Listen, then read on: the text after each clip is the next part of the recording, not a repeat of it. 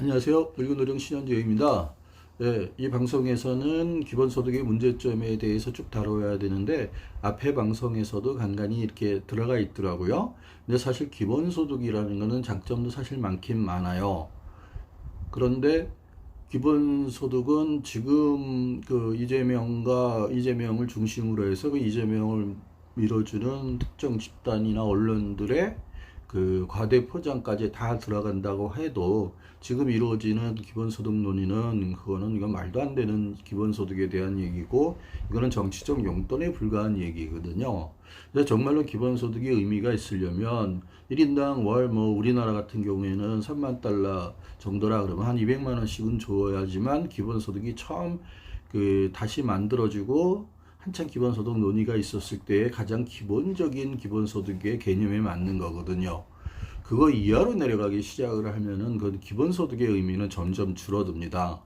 물론 월 100만 원이라도 상당한 거죠. 그래서 기본소득은 항상 그 재원 마련이 가장 큰 문제였었어요. 그걸 하려면은 예전처럼 그 케인주 시대의 그 자본주의 전성 시대처럼 상당한 세금을 물려야 되는데 근데 그때 우리가 제가 여태까지 한 번도 말씀을 안 드렸지만 그런 성장의 배경에는 뭐가 있냐면 가난한 나라들, 후발 국가들, 저개발 국가들의 상당한 피해를 담보로 한 부였거든요. 그러니까 물론 뭐 후발국들도 지금 점점 올라오고는 있어요. 올라오고는 있지만 아프리카나 뭐 이런 쪽하고 비교해 봤을 때 예전에 비하면 국가 간의 이런 그 차이는 너무 벌어진 상태가 된 거거든요. 그래서 기본소득의 가장 큰 문제점은 사실 그 유발 하라리도 초예측에서 가장 잘 얘기했지만 지금의 불평등이나 온갖 문제, 지구온난화, 그리고 그것의 하나의 결과인 코로나19, 그 다음에 우리가 수소폭탄 같은 거가 어떤 문제를 일으키는지에 대한 거는 다 이미 공개돼 있어요. 예전에는 공개 안 돼 있었지만 미국에서 한동안 숨겼죠. 그 실험을 했을 때 예측을 했을 때 어떤 일이 나오는가 한 것들이 요즘은 다 공개돼 있는데 수소폭탄을 상공에서 터뜨리면 거기서 나오는 그 엄청난 그 방사능이나 여러 가지 파괴된 물질 때문에 그 하늘 엄청난 구름대나 이런 그 파괴의 잔재들이 하늘로 올라가가지고 하늘을 이렇게 뒤엎어서 빙하기가 올 수 있을 정도의 많이 그 정도까지 생깁니다. 그러니까 햇볕이 반사를 돼서 이쪽 지구 안으로 못 들어오는 거예요. 그 수소폭탄의 그 구름대 때문에. 이렇게 되면 인간은 수소폭탄이 터지면서 죽는 것보다 훨씬 많은 사람이 그 빙하기에 의해서 더 고통스럽게 죽어가요. 그래서 수소폭탄 같은 것들에 대한 그 자료를 읽어보면 참 인간이 왜 기술을 발전을 해가는지 의문이 드는 내용들이 너무 많아요. 지금까지 이렇게 좋은 의미의 기술 발전은 인간을 참 편리함으로 일의 고통이나 가사 노동의 힘든 뭐 이런 것으로부터 자연의 무자비한 공격이나 이런 천재지변이나 이런 것으로부터 그다음에 예전에 많았던 그런 살인이나 강간이나 폭력들도 점점 줄어들고 있고 통계 수치로 보면 인류는 결코 나빠지지는 않았어요. 그러나 그 차이는 분명한 불평등의 차이에서 온 거고 또 통치 기술이나 이런 것이 발달하면서 사람들이 예전처럼 이렇게 마음대로 날뛸 수 없고 이런 것들이 커져서였거든요. 그래서 뭐 루소처럼 자연으로 돌아가라 뭐 이런 거는 이제는 의미가 없는 것이 된 거는 분명한데 기본소득이 다시 살아난 가장 큰 이유는 결국은 인공지능과 4차 산업혁명이 만들 시대상이에요. 근데 그걸 어떻게 보느냐에 따라 달려 있는데요. 태그마크 3.0의 이 라이프 3.0을 태그마크의 글을 보면은 이것도 인공지능이 어떻게 발전하고 인류에 어떠한 영향을 미치는가를 세계적으로 최고 수준에 있는 과학자가 차근차근히 하나씩 다른 거예요.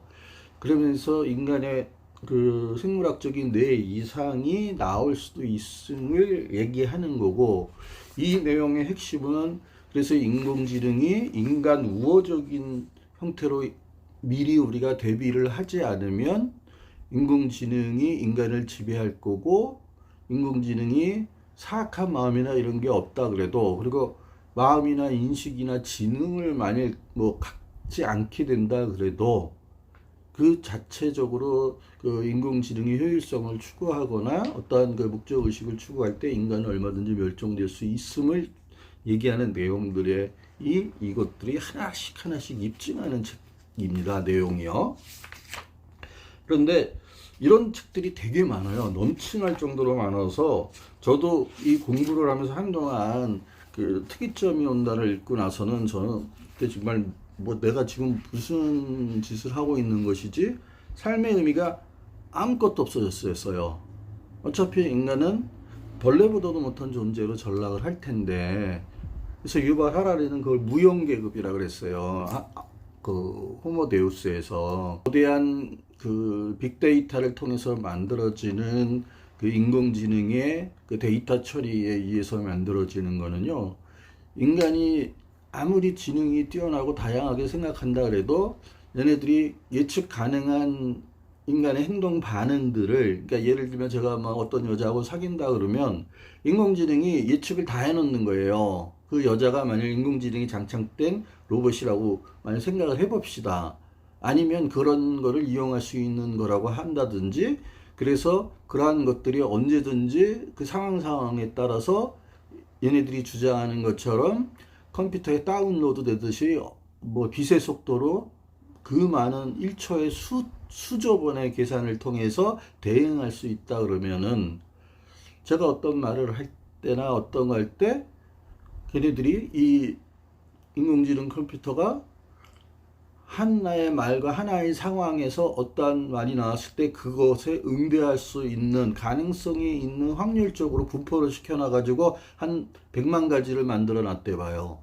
그러면 제가 어떤 얘기를 해도 내가 뭐 하려고 하는 속 의미가 뭔지 이런 걸 파악해내는 것은 불가능하지 않거든요. 확률적으로 가장 높은 것들 먼저 대응해보고 몇 번의 실수가 있어도 뭐 그 다음에 뭐 99만 9,999개가 있으니까 그걸 얼마든지 그거 넘겨갈 수가 있단 말이에요.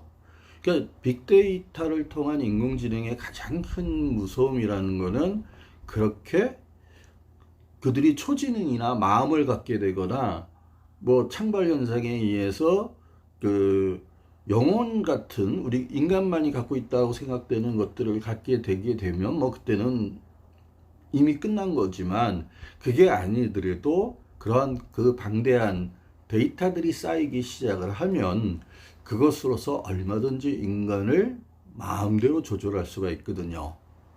그러니까 예를 들면 점점 과학이 발달하고 디지털 기술이 발달해서 우리가 입는 옷에서도 인간의 모든 심박이나 이런 그 화학작용 일어나는 모든 반응이나 이런 것들, 호흡, 심장박동, 체온, 피부에서 느껴지는 긴장감도나 뭐 이런 거 무지하게 많거든요.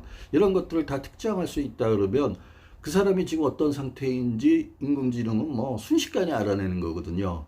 그럼 그 상태에 대해서 인간에 대해서 그 상태 이 사람이 무엇을 듣고 하고 싶어 하는지, 오늘은 어떤 연애를 하고 싶고 오늘은 어떤 또 말을 하고 싶은지 이런 것들을 예측하는 거는 그 순간순간 이루어지는 그 데이터의 처리 능력과 분석 능력으로 그거는 쉽게 해결이 되는 거예요. 이렇게 됐을 때 인간은 절대 인공지능의 상대가 될 수가 없습니다.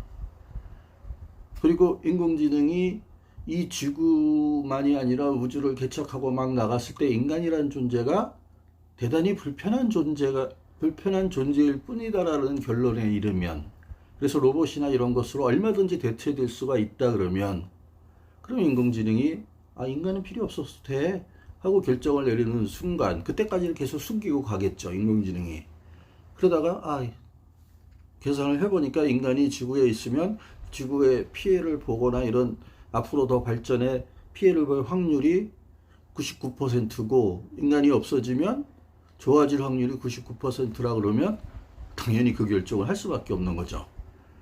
그래서 사실 이것을 읽어보면 얘네들은 과학적으로 왜 그렇게 될 것인가를 쭉 얘기하는 책들이 전부 다 특이점주의자들에 대한 그런 인공지능의 그 찬양론자들, 강한 인공지능이 나올 거라는, 인공지능이 인간같이 마음을 갖게 될 것이라는, 그런 초지능에 이를 것이 될 것이라는 책에 공통점입니다. 이 사람도 정확하게 보는 게 인공지능에서 정말 걱정할 거리는 악의가 아니라 능력이라고 했어요. 마찬가지입니다. 제가 하는 말이 능력상에서 우리가 당할 수가 없게 돼요. 인공지능을요. 그렇게 따지해서 가면 인간이 존재할 수 있는 공간이 있냐? 절대 없습니다. 그래서 이 사람도 그렇게 돼가지고 인간을 대체해가지고 일자리가 모든 게 사라지면, 이 사람이 얘기하는 게 AI가 이 침식해 들어가는 과정을 위해서 마지막 남은 게 과학이에요. 그나마 얘 주장으로는 꼭대기역에 과학이 있습니다. 나머지는 거의 다 이미 이제 전거된 거예요. 근데 그게 틀린 부분은 많이 나옵니다. 왜냐하면 최근에 와서 인공지능의 한계가 물리학적으로 한계가 드러나는 것들이 많이 있어요. 그래서 거품을 거치고 있지만 그 물리학적인 한계는 인간에게 한 100년 정도의 시간을 벌어줄 뿐이죠. 데이터가 계속 쌓이게 되면 언젠가는 그건 극복해냅니다. 그 인공지능이요. 그래가지고 예를 들면 어떤 인공지능이 저 같은 다른 사람들이 많이 태어났을 때 그 사람의 그 모든 신체의 변화나 뭐 이런 것, 그때 나왔던 행동들, 말 뭐 이런 거, 그다음에 기억 뭐 이런 것까지 다 데이터로 쌓고 있었다 그러면 내가 그다음에 뭐를 할지에 대한 확률은 저보다 이 인공지능이 뭐 수천만 배는 더 잘 알게 될 거라고요. 인간은 살아가면서 눈으로 보는 것만 우리가 시선을 고정해서 보잖아요. 그러나 실제 우리가 보는 거는 눈이 그것만 인식하려고 하기 때문에 눈이 인식하고자 하는 것만 우리가 들어오기 때문에 이렇게 보이지만 실제적으로 다른 데이터들도 들어오긴 들어오거든요. 그게 이제 잘려나갈 뿐인 거예요. 그런데 그런 것들은 인간이 그렇게 된 거는 뇌가 그 정도 수준에서만 움직여야만이 인간이 살아갈 수 있기 때문이거든요.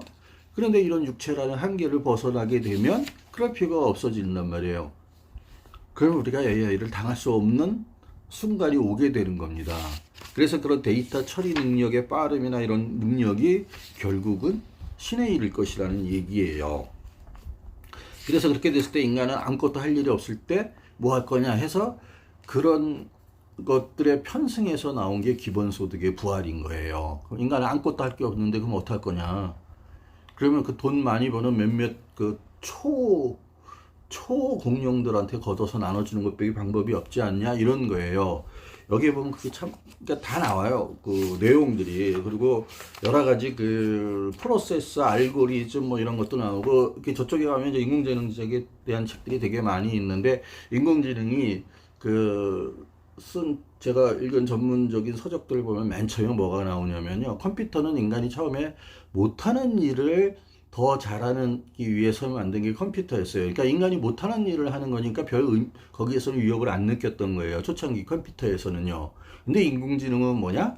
앨런 튜링이나 이런 사람이 처음부터 얘기했듯이 마빈 미nsky 뭐 다 그쪽에 인공지능의 아버지라고 하는 사람들이 얘기했던 맨 처음이 뭐냐? 인간이 잘하는 걸 더 잘하는 걸 만들기 위한 거라고 처음서부터 인공지능의 교과서 같은 걸 보면 그게 나옵니다.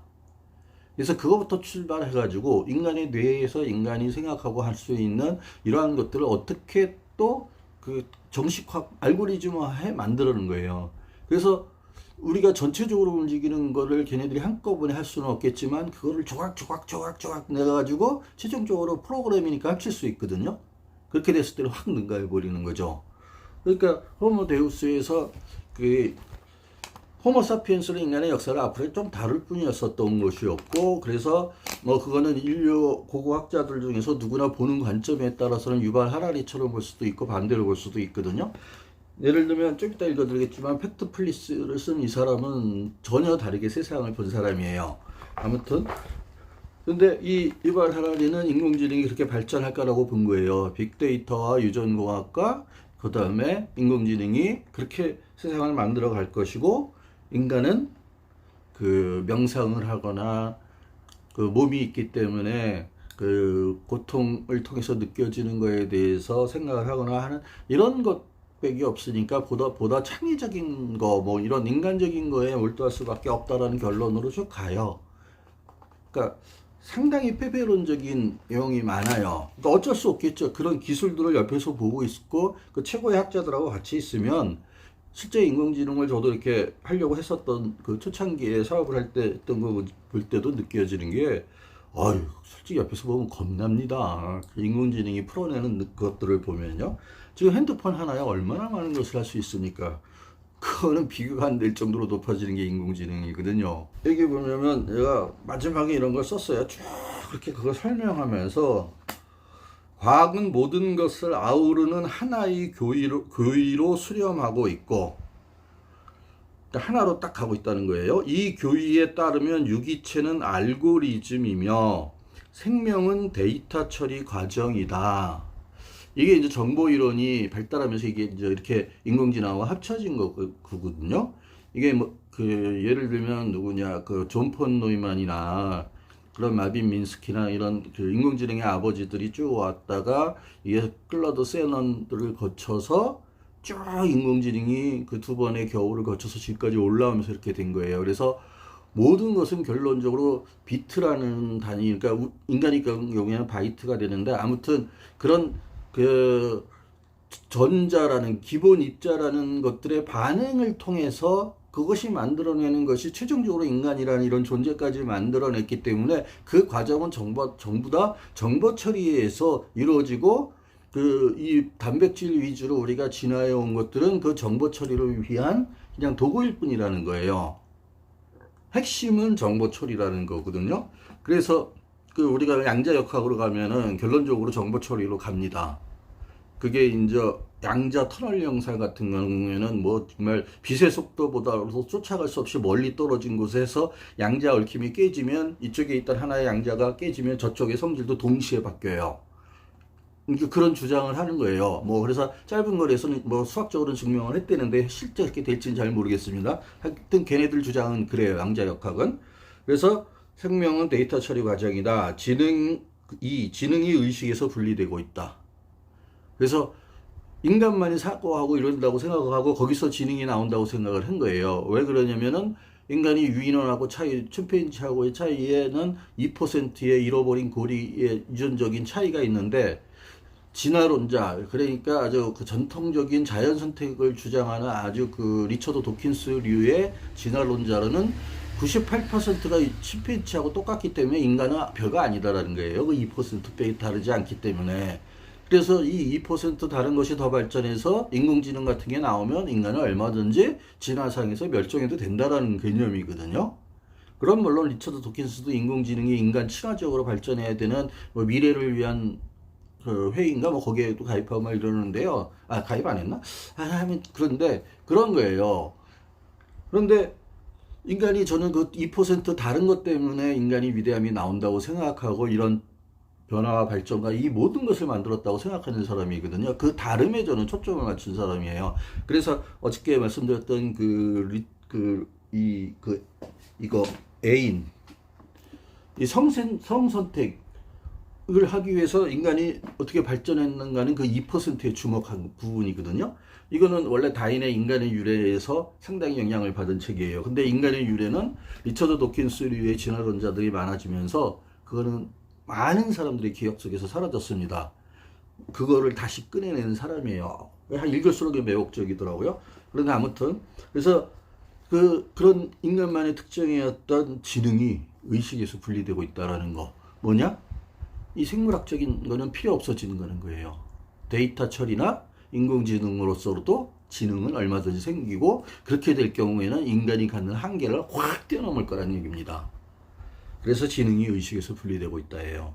3. 의식은 없지만 지능이 매우 높은 알고리즘들이 곧 우리보다 우리 자신을 더 잘 알게 될 것이다.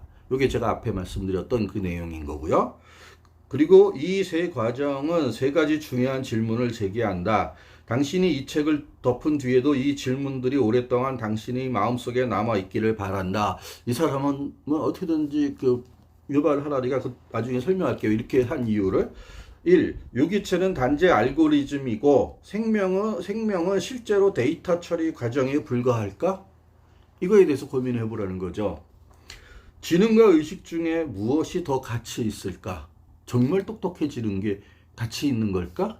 인간이 기술이 계속 발전해가지고 우주까지 나가가지고 뭐 하는 게 정말 그런 가치가 있을까? 인간의 능력들을 하나씩 박탈하는 게 기술이거든요.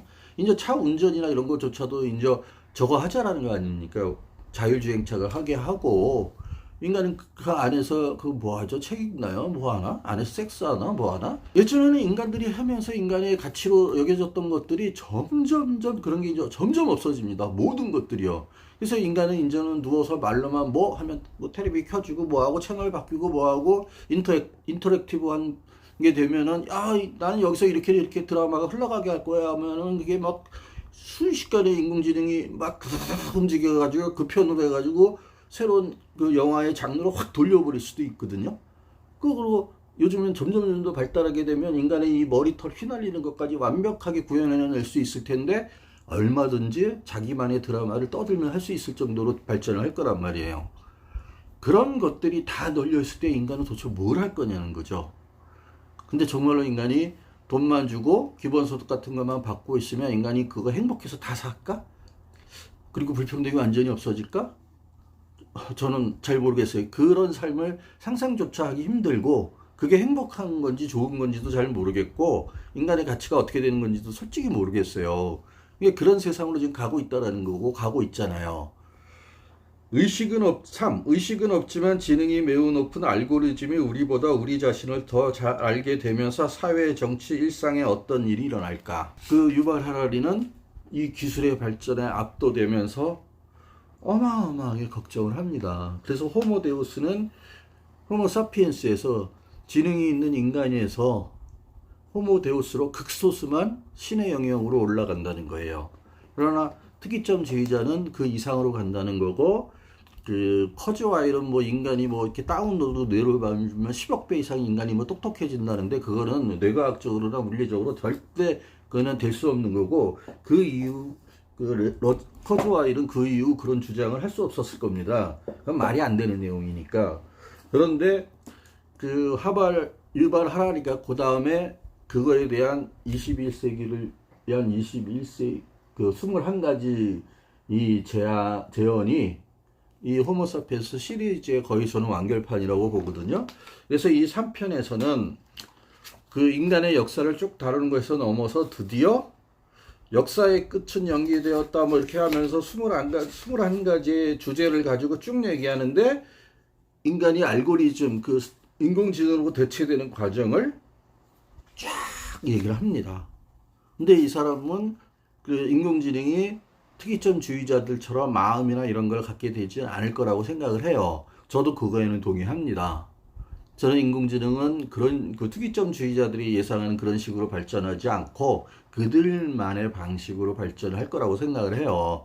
그리고 무한대의 가지수를 놓고 그 무한대의 가지수의 확률에 따라 움직일 거라고 봅니다. 제가 바둑TV나 이런 바둑을 아주 자세히 보는 이유가 그거예요. 그 바둑조차도 지금 그 인공지능이 정말로 뭐 천만 분의 1씩 그 버그나 오류가 나옵니다. 그러니까 아직도 한계가 있는 거예요. 뭐 계속 발전하면 어떻게 될지 모르겠지만, 근데 그걸 가지고 다른데 응용한다 그런 거는 뭐 그 비슷한 데이터 처리하는 것에는 의미가 있겠죠. 그러니까 예를 들면 주식 그 경매하는 거, 뭐 주식 처리하는 거, 그다음에 금융 쪽으로는 그다음에 여러 가지 판매라는 거, 그다음에 의사 쪽은 대단히 클 겁니다. 왜? 우리가 의사한테 가서 만날 때 요즘은 뭐 어지간한 큰 회사는 한 1, 2분 얘기하면 끝나잖아요. 6개월이나 뭐 몇 개월 만에 한번 가도 그 기간 동안에 어떤 변화가 있는지 다 어떻게 설명합니까? 그러니까 저는 평생을 병원을 다녀봤기 때문에 그 경험이 좀 더 한데 잠깐 얘기하고 그 찍고 뭐 하고 한 MRA나 뭐 이런 거 뭐 피조사하고 뭐 하고 막 이런 조사한 것만 수치 보고 아 좋아졌네요 어땠네요 그때하고 상태가 비슷하네요 뭐 이러면서 약을 계속 드릴 테니까 먹으세요 끝 이거예요. 그러니까 의사가 하는 일이 거의 없습니다. 그러니까 정신분석학 정신신경과도 마찬가지고 다 그래요. 얼마든지 인공지능으로 대체할 수 있거든요. 근데 그런 데들은 얄짤 없이 사라지는 일자리들입니다. 그러니까 인간이 감성적인 거나 이런 것도 언젠가는 그것도 창의성이라는 것도요. 인간이 여러 가지 생각하다 뭐가 하나 툭 튀어나오는 거거든요. 근데 인공지능이 인간이 생각할 수 있는 가지수를 우리는 한 사람이 생각할 수 있는 가지수가 만일 10,000개라면 한 100만 개쯤 생각하다 보면 거기에서는 창의성 있는 것들이 나오게 돼 있어요. 그러니까 창의성이라는 것도요. 그렇게 세상에 나서 확률적으로 다양한 가지수를 만들면요. 반드시 나옵니다. 그거는 프랙탈 이론이 증명해 주는 거예요. 그 만델브로트가 하고 리처드 도킨스도 그것을 받아들이고 그다음에 블랙스완을 쓴 사람까지 쭉 연결이 되는 거예요. 아주 단순한 것이 얼마나 복잡한 것을 만들어내는가를 나타내는 게 프랙탈이거든요. 그래서 그 패턴만 있으면 그 패턴이 무수히 반복되면 어마어마하게 복잡한 게 된다는 거예요. 그래서 프랙탈 이론이 그 많은 거대한 그 카오스 이론까지 연결되는 거대한 것이라도 그 중에 하나를 잘라서 보면 전체와 거의 비슷하다는 얘기를 하는 게 패턴이 계속 연결이 된다는 게 프랙탈 이론의 특징이거든요. 근데 그거는 그 디지털의 특징이기도 해요. 그래서 카오스 이론도 보면은 그 한계 내에서의 혼돈이지 그걸 넘어서는 혼돈을 얘기하는 건 아니에요. 무질서를 얘기하는 건 아닌데 하긴 이렇게 해가지고 재현이 나오는데 이건 정말 저는 이게 사피엔스나 호모 데우스보다 이 책이 저는 훨씬 더 현실적으로 더 좋은 책이라고 생각해요. 그러니까 인공지능이나 미래 세계에 대해서 알고 싶은 사람들이 있다면 저는 이 책을 권합니다. 유발 하라리가 쓴 책 중에서 저는 이게 제일 뛰어났어요. 제가 보기에는. 그런데 여기에 뭐 종교도 다르고요. 별걸 다 다룹니다. 이 사람이. 그러니까 민족주의, 그러니까 이 사람이 여기서 다른 게 뭐냐면요. 역사의 끝은 연기되었다. 내가 어른이 되었을 땐 일이 없을지도 몰라. 빅데이터가 당신을 지켜보고 있다. 데이터를 가진 자가 미래를 차지한다. 인간에게는 몸이 있다. 세계에는 하나의 문명이 있을 뿐이다. 지구 차원의 문제에는 지구 차원의 해답이 필요하다. 이제 신이 국가를 섬긴다. 더 나은 문화를 찾아서 당황하지 말라. 인간의 어리석음을 절대 과소평가하지 말라. 당신은 세계의 중심이 아니다. 신의 이름을 헛되이 일컫지 말라. 당신의 그늘을 인정하라. 당신이 생각하는 것보다 무지하다. 우리의 정의감은 신의 착오적일지도 모른다. 어떤 가짜 뉴스는 영원히 남는다. 미래 영화에서 보는 것과 다르다. 변화만이 유일한 상수다. 인생은 이야기가 아니다. 오직 관찰하라. 해가지고 이 사람은 나름대로 희망을 찾아보려고 여기서 되게 노력을 했어요. 노력을 했는데 이렇게 하고 나서 마지막으로 이제 이 사람이 쭉 이제 이렇게 여러 가지 얘기를 하다가 마지막으로 가면서는 어떻게 되냐면요. 그런 내용들이 쭉 나와서 여기서는 그래서 그 유일하게 인간이 어떻게 살아야 할까에 대한 최소한의 도피처만 얘기한 거로 끝나요. 아, 그게 호모데우스에 나오나 보구나. 이 사람은 이게 발달해서 모든 것을 그렇게 대착하면 어떻게 되냐면 국가에서는 이제 시민이 필요 없는 거예요. 국민이 세금도 다 인간이 낼 수가 없으니까 국민이 낼 수가 없으니까 그 다음에 국방도 기계가 할 테니까 그러니까 국가가 필요한 것들이 정해져 있거든요. 그 다음에 애를 안 낳아도 로봇으로 딱 해가지고 얼마든지 하면 되니까 그리고 정말로 인간이 필요하다 그러면 인간 복제하면 그만이니까 그러한 내용들이 계속되는 거예요. 이 책을 보면. 그래서 인간 자체가 의미 없어진다는 겁니다. 그래서 이 사람은 결국은 얘기하는 게 영원히 이해할 수 없을 차원이 있을 거다. 그 부분에 집중하자는 거거든요. 근데 그게 무슨 의미가 있을지는 잘 모르겠어요. 그래서 이 기본소득을 얘기하다가 그 설명을 하기 위해서 뭐 코로나 경제 이런 시장 경제 전쟁 그다음에 2062 우리는 어디로 가야 하나 이게 이제 토비 월시도 세계적으로 유명한 인공지능 전문가인데 이 사람은 인공지능 특이점이 돌파하지 못할 것이라는 10가지 그 가정으로부터 시작을 해요. 근데 그걸 제가 이 10가지 한 얘기엔 저는 100% 동의하지만 그렇다 하더라도 이 사람은 어차피 시간만 늦출 뿐이라는 거예요. 내용들이 너무 많아요. 이 경제전쟁이나 이런 것들은 그렇게 일자리가 점점 없어지고 요번에 재난지원금이 대박을 거두고 인간한테 직접 각각 개인에게 직접 돈이 갔을 때는 이전에 그 경제 위기하고 다른 회복세를 보여줄 수 있다라는 증거들이 나오면서 나온 거예요. 그래가지고 저번에도 얘기했지만 프리드먼은 왜 헬리콥터로 돈을 뿌리자고 했을까도 다 그겁니다. 왜 요즘에 재정 확대를 해도 괜찮다 이런 경제학적으로는 이런 말들은 맞아요. 그리고 이 프리드먼은 왜 헬리콥터로 돈을 뿌리고자 했을까가 결론적으로는 기본소득으로 연결이 되는 부분이거든요. 그래서 최근에 이런 코로나19가 만들어낸 상황이 기본소득의 도입의 가능성을 점점 높이고 있는 건 맞아요. 그러나 그거는 잠시만이라는 거예요. 좀 더 깊이 들어가서 보면 기술적인 차원이나 이런 것을 보면 그렇지 않다는 겁니다. 그러니까 예를 들면 AI 중에서 그나마 제일 현실적인 책은 이 저번에도 말씀드렸지만 그 리카이프라고 이 중국인이 쓴 거거든요. 근데 이 사람도 뭐 세계적인 사람이에요. 그래서 그 중국의 기술 그 인터넷 그쪽을 총괄하는 그런 정도의 수준에 올라와 있는 사람인데 이 사람은 인공지능이 금세 따라잡을 직업과 한동안 따라잡을지 못할 직업들을 이렇게 나눠 놨어요. 그래서 그런 것들이 나오고 실제 중국은 어떻게 현장에서 인공지능을 하게 되면서 미국을 거의 따라잡게 됐는지, 그리고 인공지능은 아직까지 그 딥러닝 이후로 강화학습이나 뭐 이런 거 몇 가지 조금 가지치기는 있었지만 특별한 거는 없었다는 거예요. 그래서 그런 천재들만 필요한 게 아니라 준재들이 많으면 그게 이길 수 있다라는 주장을 하는 사람이거든요. 근데 뭐 중국은 어마어마하게 공학자들이 많거든요. 이쪽을 연구하는 애들이요. 그래서 걔네들이 각자의 삶을 살기 위해서 현장에서 치열하게 싸우면서 현실화된 인공지능을 발전시키고 있다는 거예요. 그게 중국의 자신감의 원천입니다. 사실은.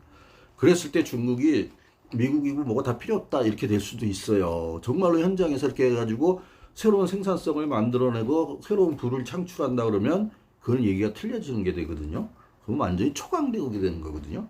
그런데 사실 인공지능이 그 거대한 눈으로 보는 애들은 그것도 의미 없다라는 거예요. 결국 인공지능이 전체를 지배하게 될 테니까 국가라는 개념도 의미 없어진다는 거고 단 하나의 세상만 있게 된다라는 유발하라가 말한 것처럼 된다는 건데 어느 게 맞는지는 아직은 잘 모르겠어요. 그러나 그건 시간이 말을 해주겠죠. 근데 하긴 저도 지금의 기술 발전으로 봤을 때는 저도 부정적인 거는 마찬가지예요. 단지 시간을 벌었다라는 거지 그 벌었다는 것이 얼마큼 갈지는 모릅니다. 이 사람이 이렇게 도표로 해가지고 했어요. 그래서 보면 그 느린 잠식지대, 안전지대, 인간으로 눈가림하는 지대, 위험지대 뭐 이렇게 돼가지고 안전지대는 뭐 정신과 의자, PR 디렉터, 안내원, 사회복지사라고 해놨고 그 다음에 인간으로 눈가림하는 지대는 웨딩 플래너, 의료 연구자, 교사, 그 다음에 의사, 일반 개업인을 말한대요. 그 다음에 위험지대에 있는 게 고객 서비스 직원, 방사선 전문의, 개인 세무 대리인, 보험 사정인, 초벌 번역가, 소비자 대출 발행 심사인, 텔레마케터 등이 제일 위험하고 느리게 잠식되는 게 칼럼니스트, 그래픽 디자이너, 법률, 금융 분석가, 의료 연구자, 과학자, 예술가. 이 사람은 또 이렇게 와요. 그러니까 보는 눈에 따라 틀린 거예요. 그러니까 근데 얘 말이 더 가능성이 좀 더 있다고 보는 게 현장에서 부닥쳐 보면 이런 식으로 가요. 그러니까 토비 월시도 비슷해요. 현장에서 직접 부닥쳐 보면 미국에서 그리는 주장처럼 안 간다는 거예요. 그러나 어떻든 그렇게 가면 갈수록 그래서 안전지대로 있는 게 노인 요양사, 헤어스타일리스트, 물리치료사, 반려견 트레이너 뭐 이런 거래요. 그다음에 인간으로 눈가림 겨우겨우 할 수 있는 거 카페 웨이터, 고급 호텔 접수 담당자, 그다음에 게이터링 요리사. 그러니까 이런 정도예요. 나머지는 다 박살난다는 겁니다. 새로운 일거리를 계속 만들어내야 되는데 과연 어떻게 만들어낼지 지금의 구조로 갈 수 있을런지는 잘 모르겠어요. 그래서 기본소득 주면 모든 게 해결될 것 같으냐? 그것도 잘 모르겠습니다. 예를 들면 모두 1인당한테 한 200만 원씩 준다 그러세요. 그러면 그 뭐 예를 들면 여성들이 지금 기술의 발전에 혜택이 막 되고 있대지만 아직까지 못 누리는 10대, 20대의 많은 여성들 중에 10명 정도가 모여서 하면은 그 1년에 받는 돈 모아서 하면 그렇게 해서 모아서 몇 년만 모으면 젊을 때 모여서 자기네들끼리 회사 만들어서 할 수도 있고 별거 다 할 수 있잖아요. 그리고 부모한테 의지할 필요도 없잖아요. 또 부모는 초반에는 애들이 뭐 돈이라는 거 잘 모를 테니까 막 그 애들도 키우는 데 썼다고 해가지고 애만 계속 낳고 국가로부터 계속 많이 받고 막 별놈의 상황이 다 날 거라고요. 그리고 어지간한 사람은 어저께도 얘기했지 일 안 할 거니까. 그러니까 뭐가 벌어질지는 상상이 안 가는 거예요. 너무 다양한 형상이 나올 거기 때문에. 그러니까 그 기본소득 얘기하는 사람은 뭉퉁쳐서 하는 거거든요. 그 개별적으로 들어가면 너무 복잡해집니다. 그런데 아무튼 그것도 국가적으로도 문제요. 우리나라에서 재난 지원금을 기본소득을 한다고 해봅시다. 그 정도 될 정도 되면은요 외국에서 우리나라 들어오려고 난리를 칠 거예요. 그다음에 외국에서 돈 벌어서 우리나라로 다 가져와가지고 기본소득 두면 그 나라에서 가만히 있겠냐고요. 그러니까 기본소득은 그래서 전 세계적으로 동시에 도입하지 않으면 여러 가지 문제를 발생시킬 수밖에 없다라는 게 유발 하라리의 주장이기도 하고 저도 상당 부분 동의하는 부분이거든요. 그거는 쉬운 문제가 아니에요. 유럽에서도 그런 일이 생기면 걔네들은 횡겐 조약인가 그것 때문에 막 왔다 갔다 할 수 있잖아요. 그럼 기본소득을 주는 나라로 우르르 몰려가기 시작하면 그 나라가 또 못 견딥니다. 그러니까 어떤 일이 벌어질지는 상상도 못해요. 그리고 기본소득의 액수는 어떻게 정할 것이며 정말 문제가 그리고 나서 소비가 많이 늘어나게 돼가지고 지구온난화니 이런 게 더 급해지면 어떻게 될까요? 상상이 안 가요. 그런 상태에서 그 코로나19 같은 전염병이 계속 나오고 막 이렇게 되면 또 어떻게 될까? 미래는요 너무 불확실한 게 많아졌어요. 그래서 기술 발전이 인간을 정말로 행복하게 만드는지는 잘 모르겠어요. 과학 발전이 지금에 와서는 돌아보면은 인간을 점점점 쓸모없는 존재로 만들어가고 있는 것만은 확실합니다. 그런데 인간들이 많이 생각하고 거기서부터 벗어나려고 노력할까 잘 모르겠어요. 저는 이렇게 많은 책을 읽고 공부를 하지만 정말 어렵습니다. 그래서 코로나19 이후에 좀 뭐 비대면 접촉을 관계되는 게 늘어나고 디지털을 도입해야 되고 뭐해서 일자리가 줄어들 거고 뭐하고 막 이런 얘기할 때마다 가슴이 덜컹덜컹 내려앉아요. 야, 인간이 이제는 아주 이제 어떤 방어막도 없이 코로나19 하나 때문에 이제 모든 것을 포기하는, 순식간에 포기하는 단계로 가겠구나. 이제 인간이 정말 할 일이 뭐가 있을까? 집에서 재택근무하면 다 좋을 것 같은데 그렇지 않거든요. 그러니까 막 걱정이 돼요. 더 빨라질까봐 코로나19 때문에. 그게 하늘의 뜻인지 잘 모르겠지만 그런데 여기 이제 이 사람들이 이 퇴근 마크가 돼가지고 모여서 무계릭병으로 죽은 그게 누구죠? 그 사람까지 다 들어가서 그 사람이 뭐 인공지능이 세계를 지배하게 될 것이다. 21세기 내에 뭐 어떻게 될 것이다. 막 했던 그 과학자들도 이거 몸에 여기에 이제 참여하면서 이런 사람들이 몇 명이 모여서 생명의 미래 연구소를 만든 거예요.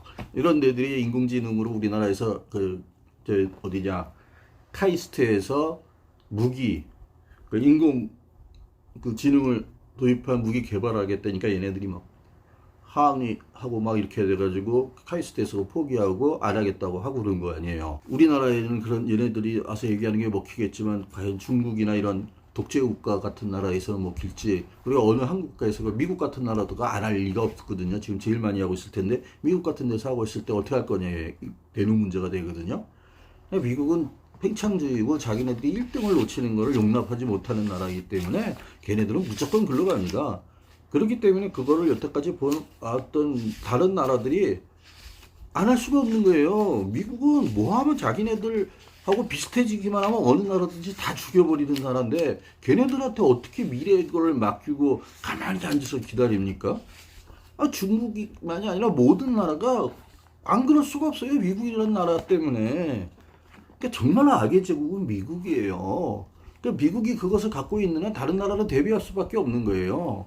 트럼프 같은 애가 대통령이 되는 나라예요. 하기나 이렇게 해가지고 이 사람들이 모였네요. 들어가 너무 유명한 사람이 많아서요. 패트릭 데니얼 월드, 톰 미첼, 닉 보스트럼, 그 다음에 커즈 와일, 듀이 월시, 캐너먼, 드렉슬러.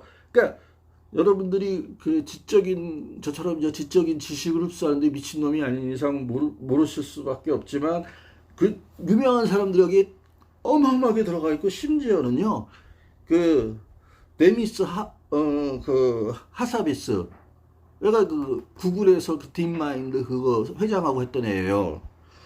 그 다음에 앨런 머스크, 레리 페이지, 그 다음에 간반 파티 유명한 앤서니 로메오 그러니까 세계적인 기업가들도 여기 들어가 있어요. 이게 쭉 명단이거든요. 근데 이 사람들이 노벨상 받고 한 사람부터 토비어 씨도 들어가 있어요. 아까 제가 책을 말했던. 근데 안타까운 건 여기 한국인이 없어요. 일본인들은 몇 명이 있는데 제프리 석스 같은 경제학자도 있고요. 유명한 사람도 어마어마하게 많습니다. 세계적으로 최고 천재라고 하는 사람들의 대부분이 들어가 있어요. 여기에요. 사람들이 인공지능이 제발 인간 우호적으로 개발된다고 보여서 막 해요. 그러니까 이런 천재들이 그러니까 또 그걸 제가 뭐라고 많은 책을 읽었다고 해서 제가 뭐라고 이 사람들이 네가 틀렸어 할 수가 없잖아요. 너희들이 틀려서 할 수가 없잖아요. 저보다도 머리 좋고 공부 많이 한 놈일 수 있는 가능성이 훨씬 높은 사람들이 많은데, 뭐 책의 숫자로는 모르겠지만 그 최첨단에 있는 사람들의 과학자들이나 뭐 이런 모든 그 뛰어나다고 하는 사람들이 다 들어가 있는 거예요, 여기에요.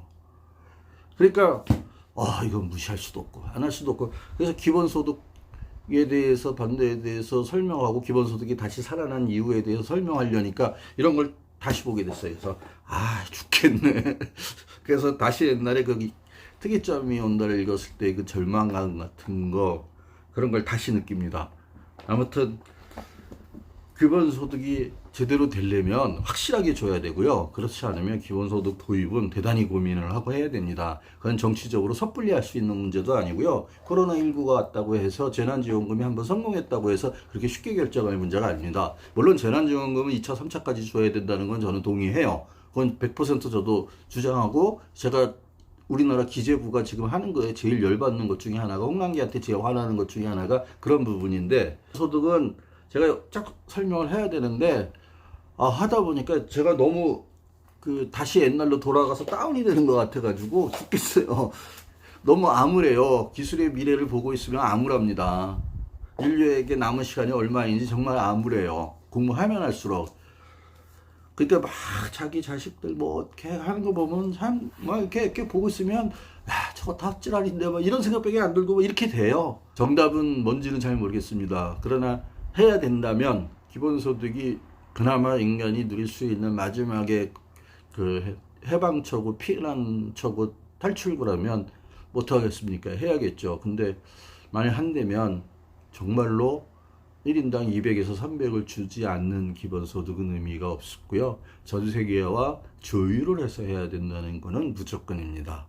그래서 그런 것들, 그 다음에 이것이 과연 인간이 기술 발전이나 이런 거에 대한 항목선언인 거인지, 인간이 일을 안 하고 꾸준히 매년 들어오는 돈만 있으면, 매달 돈만 있으면 마음 놓고 무슨 짓을 하고 살아도 되는 것인지, 그게 인간의 가치에 어떤 영향을 미치는지. 예를 들면 히키코모리 같은 경우 같은 거나 우리나라 게임에 중독이 되어 있는 사람들은 그런 돈이 계속 들어오면 그거만 하고 평생 살 수도 있거든요. 그러니까 어떻게 될지 잘 모르겠지만 인간이라는 존재는 갑자기 하루에도 확 바뀔 수도 있는 존재니까 잘 모르겠지만, 아무튼 생각해야 될 건덕지가 너무 많은 부분이 기본소득이에요. 그러나 우리가 모든 게 물질적인 경제 성장이나 이런 것들을 너무 중시하는 거기 때문에 그런 성장 담론이 없어지면 좀 달라질 수도 있을 텐데, 이 지구상에 이미 풀려있는 돈을만 가지고 서로 나눴으면 충분히 잘 살 수 있는데, 그래도 계속 성장을 해야 된다는 이런 게 참 인간의 한계인 것 같고, 인간이 구축한 제도의 한계인 것 같고 그러네요. 그래서 그런데 하여 뭐 인간한테 남아있는 시간이 얼마가 되던, 아무튼 그 시간이 인간이 행복하게 살 수 있다면 줄 거면 제대로 하자고요. 그러니까 토론하고 정치적 면에서 이끌어가면 할 거면 제대로 했으면 합니다. 그렇다 그러면 그 논의에 적극 참여할 생각은 있어요. 아무튼 그 기본소득에 관한 거는 이걸로 잠깐 끝내겠습니다. 그리고 나중에 제가 조금 더 여유가 생기면 인공지능과 4차 산업혁명에 대해서 좀 더 자세히 다룰게요. 예, 오늘은 이것까지 하겠습니다. 그리고 다음 영상에 언론에 관한 거 잠깐 올릴게요. 예.